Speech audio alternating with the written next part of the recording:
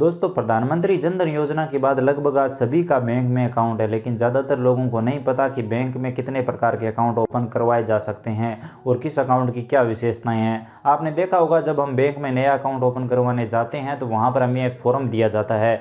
उस फॉर्म में अलग अलग अकाउंट के बारे में लिखा होता है और आपसे पूछा जाता है कि आप कौन सा अकाउंट ओपन करवाना चाहते हैं। वहाँ पर अगर आपको नहीं पता होगा कि आपके लिए कौन सा अकाउंट सही है या फिर आपको कौन सा अकाउंट ओपन करवाना चाहिए, तो वहाँ पर आपको दिक्कत आ सकती है। चलिए, आज के वीडियो में मैं आपको डिटेल में बता देता हूँ कि बैंक में कितने प्रकार के अकाउंट ओपन करवाए जा सकते हैं और किस अकाउंट की क्या विशेषताएं होती है। दोस्तों, मुख्य तौर पर बैंक में 4 प्रकार के अकाउंट ओपन करवाए जा सकते हैं। पहला है सेविंग अकाउंट, जिसे बचत खाता भी कहा जाता है। दूसरा है करंट अकाउंट, जिसे चालू खाता भी कहा जाता है।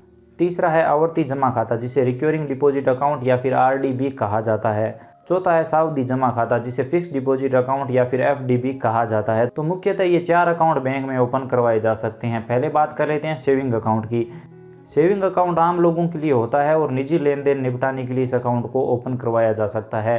ज़्यादातर आम लोगों के पास सेविंग अकाउंट ही होता है। सेविंग अकाउंट आप किसी भी सरकारी या प्राइवेट बैंक में कम से कम पैसे देकर ओपन करवा सकते हैं, लेकिन किस बैंक में अकाउंट ओपन करवाने के लिए आपको कितने पैसे देने होंगे ये उस बैंक पर निर्भर करता है। जहाँ तक सरकारी बैंकों की बात है, वहाँ पर आप 1500 रुपये देकर भी ये अकाउंट ओपन करवा सकते हैं, लेकिन प्राइवेट बैंकों में ये राशि ज़्यादा हो सकती है।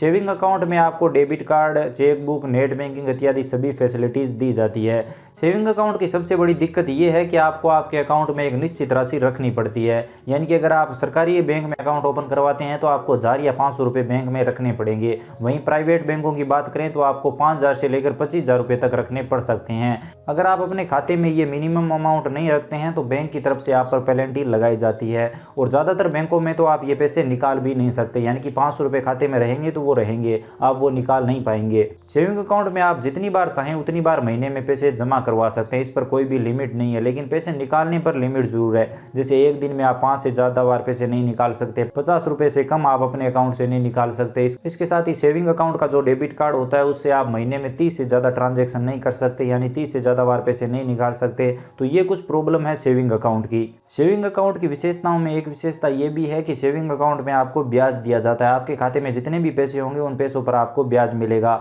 हर बैंक की ब्याज दर अलग अलग होती है और ये समय समय पर बदलती रहती है। तो अगर आप किसी भी बैंक में अपना सेविंग अकाउंट ओपन करवाने जा रहे हैं तो आपको पहले पता कर लेना चाहिए कि उस बैंक की ब्याज दर कितनी है, आपको कितना ब्याज मिलेगा। अब चलिए बात कर लेते हैं करंट अकाउंट की, यानी कि चालू खाते की। करंट अकाउंट मुख्य तौर पर बिजनेसमैन या फिर व्यापारियों के लिए होता है जिनके खाते से दिन में लाखों के लेन देन होते हैं। करंट अकाउंट की एक विशेषता ये होती है कि इसमें लेन देन पर कोई रोक नहीं होती है, आप जितने चाहें लेन देन कर सकते हैं, लेकिन इसमें आपको कोई भी ब्याज नहीं दिया जाता। अगर आप करंट अकाउंट ओपन करवाते हैं तो आपको आपके पैसों पर कोई भी ब्याज नहीं मिलेगा, लेकिन आप जितने चाहें लेन देन कर सकते हैं। करंट अकाउंट में आपको वो सभी फैसिलिटीज दी जाती है जो एक सेविंग अकाउंट में दी जाती है। इसके साथ ही आपको कुछ एक्स्ट्रा फैसिलिटीज भी दी जाती है जो आपको सेविंग अकाउंट में नहीं मिलती। जैसे कि करंट अकाउंट की एक सबसे बेस्ट फैसिलिटी है ओवरड्राफ्ट, यानी कि आपके अकाउंट में जितना पैसा है उससे अधिक पैसा भी आप अपने अकाउंट से निकाल सकते हैं। अब कितना पैसा आप अपने बैंक अकाउंट से ओवरड्राफ्ट कर सकते हैं ये आपके ट्रांजैक्शन पर और आपकी इनकम पर बैंक निर्धारित करता है। उस हिसाब से आप अपने अकाउंट से ओवरड्राफ्ट कर सकते हैं। करंट अकाउंट में आपको कोई ब्याज तो नहीं दिया जाता, लेकिन बैंक की तरफ से मिलने वाली सर्विसों पर चार्ज जरूर लगता है। करंट अकाउंट को निजी या फिर संयुक्त तौर पर ओपन किया जा सकता है। करंट अकाउंट मुख्यतः संस्थाओं, कंपनियों द्वारा ओपन किए जाते हैं। अब चलिए बात कर लेते हैं आरडी अकाउंट की, यानी कि रिकरिंग डिपॉजिट अकाउंट, जिसे आवर्ती जमा खाता भी कहा जाता है।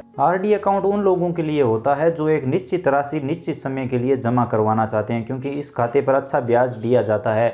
आरडी अकाउंट में आपको एक निश्चित राशि निश्चित समय तक हर महीने जमा करवानी होती है और तय किए गए समय पर इस अकाउंट से ब्याज सहित पूरे पैसे निकाल लिए जाते हैं। उसके बाद इस अकाउंट को क्लोज कर दिया जाता है। आरडी अकाउंट में आप कम से कम 1 साल और अधिकतम 10 साल तक आप पैसे जमा करवा सकते हैं। अब आरडी अकाउंट पे आपको कितना ब्याज मिलेगा ये कोई निश्चित नहीं होता किसी भी बैंक में। ये इस बात पर निर्भर करता है कि आप पैसे कितने समय के लिए जमा करा रहे हैं और आप हर महीने कितने पैसे जमा करा रहे हैं, उस हिसाब से आपको आरडी अकाउंट पर ब्याज दिया जाता है। आरडी अकाउंट में अगर खातेधारक चाहे और अगर बैंक की परमिशन हो तो समय से पहले पूरे पैसे निकालकर खाते को बंद किया जा सकता है। अब चलिए बात कर लेते हैं सावधि जमा खाते की, यानी कि फिक्स डिपॉजिट अकाउंट, जिसे एफडी भी कहा जाता है। एफडी अकाउंट वो लोग ओपन करवाते हैं जिनके पास अच्छी धनराशि होती है, लेकिन वो शेयर मार्केट के रिस्क से बचना चाहते हैं। वो चाहते हैं कि उनका पैसा लंबे समय तक सुरक्षित रहे और उस पैसे पर उनको ब्याज भी मिलता रहे। इस कारण से वो एफडी अकाउंट ओपन करवाते हैं। एफडी अकाउंट एक निश्चित समय के लिए ओपन किया जाता है, जैसे 1 साल से लेकर 10 साल तक एफडी अकाउंट ओपन किया जा सकता है। जिसमें एक निश्चित राशि निश्चित समय के लिए जमा की जाती है और उस पर बैंक की तरफ से ब्याज भी दिया जाता है। ये ब्याज साधारण सेविंग अकाउंट से अधिक होता है। इसमें अगर खाताधारक चाहे तो समय से पहले एफडी से पैसे निकाल सकता है, जिसे एफडी तोड़ना भी कहते हैं, लेकिन इस पर बैंक की तरफ से खातेधारक से पेनल्टी ली जाती है।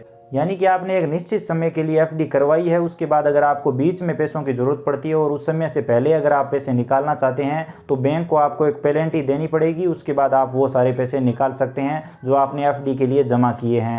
तो दोस्तों, बैंक में मुख्यतः ये 4 प्रकार के अकाउंट ओपन करवाए जा सकते हैं। उम्मीद करता हूँ आपको जानकारी समझ में आई होगी। अगर वीडियो पसंद आया तो लाइक करिए, अपने दोस्तों के साथ शेयर करिए, और अगर आप चैनल पर नए हो या फिर आपने अब तक चैनल को सब्सक्राइब नहीं किया है तो चैनल को सब्सक्राइब करके बेल आइकन प्रेस कर लीजिए, जो कि बिल्कुल फ्री है। इसके साथ ही अगर आप हमारी अगली वीडियो देखना चाहते हैं तो भी आप चैनल को सब्सक्राइब कर लीजिए, ताकि आपको आगे आने वाली वीडियो सबसे पहले मिल सके। और अगर आपके मन में कोई भी सवाल या सुझाव है तो कमेंट में ज़रूर बताएं। धन्यवाद दोस्तों।